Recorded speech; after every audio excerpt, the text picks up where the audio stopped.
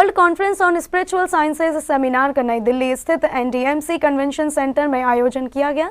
शनिवार से शुरू हुए इस 2 दिवसीय सम्मेलन में देश भर से आए हर वर्ग के समाज सेवियों ने आध्यात्मिकता और अध्यात्म विद्या के सिद्धांत पर अपने विचार रखे। World conference on spiritual sciences का नई दिल्ली स्थित new Delhi municipal council convention centre में आयोजन किया गया। शनिवार से शुरू हुए इस 2 दिवसीय सम्मेलन में देश के कोने कोने से प्रतिष्ठित डॉक्टर, वैज्ञानिक एवं समाज सेवी इस सम्मेलन में पहुंचे।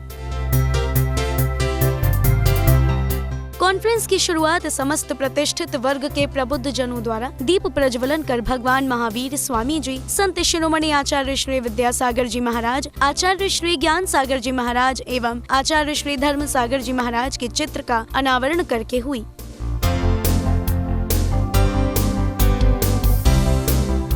दीप प्रज्वलन के बाद स्वागत गीत के साथ कार्यक्रम को गति प्रदान की गई। यदि सत्य मधुर ना बोल सके तो झूठ कठिन भी मत बोलो।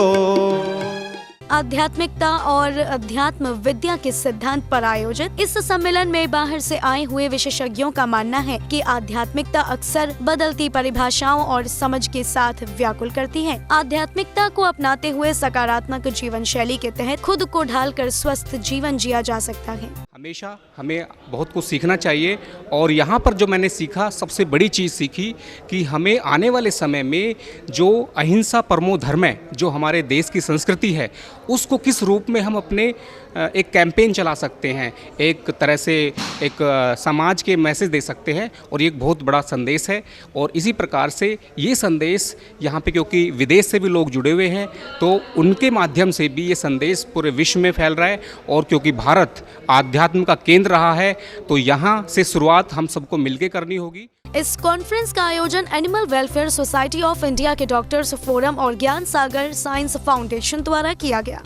अध्यात्म एक ऐसा विषय है जो हम सभी को समझना ज़रूरी है, क्योंकि हम सृष्टि में आ तो गए मनुष्य के रूप में, पर अगर हम अपनी अंतरात्मा से नहीं जुड़े, अगर हमने प्रकृति को नहीं समझा, अगर हमने जीव जंतुओं को नहीं समझा, अगर हमने मनुष्य, प्रकृति और जीव जंतुओं के बीच तालमेल को नहीं समझा, तो हमारा जीवन व्यर्थ है। अगर हमने अपनी आत्मा को नहीं समझा, अगर हमने अपनी आत्म तत्व को नहीं समझा, तो हमारा जीवन व्यर्थ है।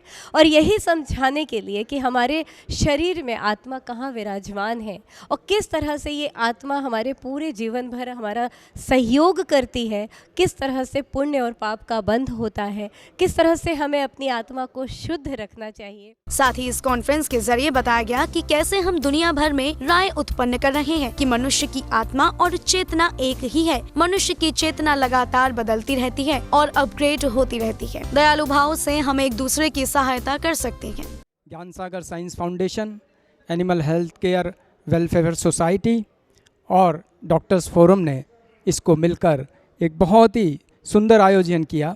क्योंकि मैं सुंदर इसलिए बोल रहा हूँ कि इसमें जितने भी लोग आए उन्होंने अपनी हर बात को प्रैक्टिकली प्रूव करने की कोशिश की कि किस तरह से हम अपने जीवन में उन बातों को उतार सकते हैं, किस तरह से हम आत्मबोध को पा सकते हैं, आत्मा को जान सकते हैं। जानने का एक बहुत बड़ा मौका यहाँ पर मिला और बहुत सारे स्पीकर्स ने उसके बारे में बोला।